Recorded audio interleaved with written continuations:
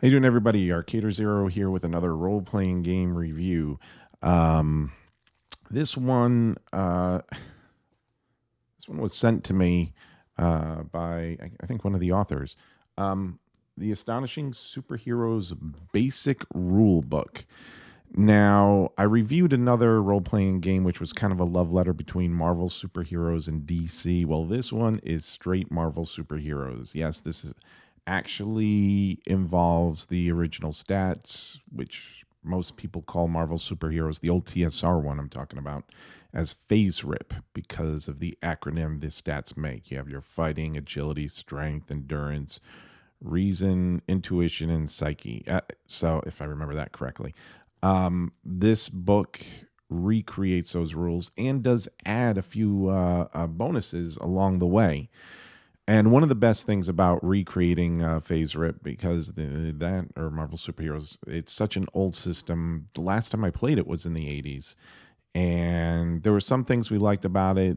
I was never a big fan of percentile rolls, but some of the other people I played with were. That's really up to you. Is that you have tons and tons of modules and adventures that you can reskin, just bring in straight out. So there's a lot you can work with here because it's basically using the same rules. Um, the page count on this is almost 100 pages. It's very light. There's a second book coming out, as I understand, where it focuses a lot more on character creation. You still create your characters here.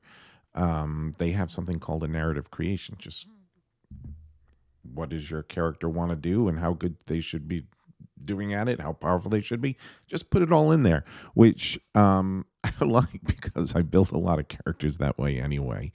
Very, very few times do I go through the whole process of calculating everything out. It's like, this character that I'm building for the world should have all these. So I just give it to them anyway, which I kind of like. But I think it's coming out with a whole like random generation, like power levels and everything else that you can keep everything a little bit more in line. The art in the book is actually quite good. The majority of it kind of reminds me of Bill Willingham. I don't know if anybody remembers him. He did the artwork for Villains and Vigilantes for Death Duel with the Destroyers. Plus, he had a lot of great comic books come out. One of them being The Elementals, one of my favorite comic book series ever. So a lot of the artwork looks a little bit like that. Not quite, but almost looks like he was inspired by that. Maybe he was a big fan of Billingham. I don't know. But the art was very good in it.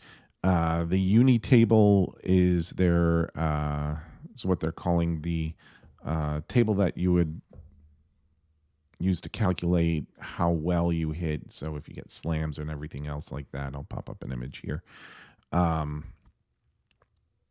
The Some of the changes that were made I really like, and if I remember them correctly, first of all, I like the way they do magic. Magic is a little bit different. Magic is can have like consequences and everything else. I think they might have updated that one of Doctor Strange source books for Marvel superheroes, and I can't quite remember. The other thing, the other big change they made was with Karma. And let me see if I can find the page here.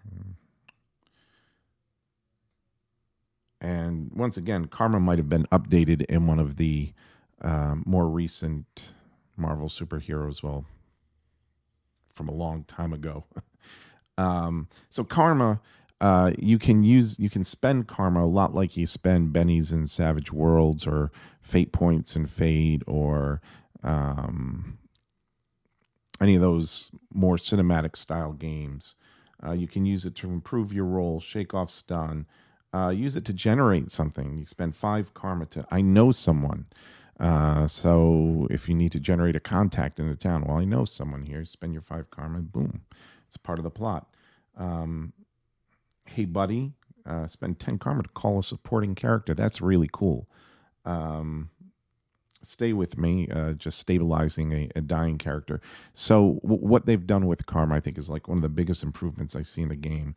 I think they have like around 28 powers. I just counted it and I forgot right before I did the video, which doesn't seem like a lot, but each power inside has sub powers. So you'll have maybe your movement power. I have a movement power. Then underneath it, they have all the different movement powers. So it actually spiderwebs out to a lot more powers than just 28. So let me see if I can find an example here. So you have your attack powers, and under that you've got like bone spikes, corrosive touch, cosmic metal claws, fire projection, ice projection, rotting touch, shock wave, shuriken launchers, sorceress bolts. I mean, they've got a lot in here, so there's enough to really build any character you want. The Once again, I haven't seen the second book, but the second book that's coming out should go into more detail under my understanding. So this is a really good book if you're a big fan of Marvel. If you hated the Marvel system, you're not going to like this, because this is basically the old Marvel superheroes reskinned. Once again, the art is pretty decent. I'll pop up some more artwork here. And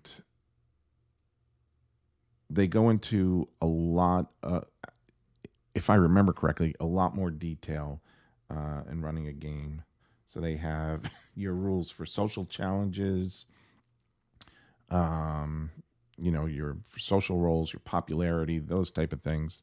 Remember, popularity was in the old Marvel. Yeah, it's a solid game. They took an old game system.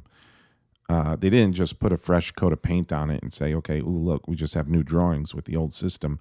They actually thought through, and I got to imagine they were using some maybe popular homebrew rules that existed throughout the decades and say, okay, we're going to put those in the book now. So it works out very well. Astonishing Super Heroes gets a thumbs up from me, especially if you love Marvel games, the old Marvel games. Pick up the book, go find all the old PDFs of all the old Marvel superheroes. There's tons of them, adventures, and you're ready to go. Hope everybody's doing well. I finally got a new microphone so I can make videos again. And I'll talk to everybody soon. Bye-bye.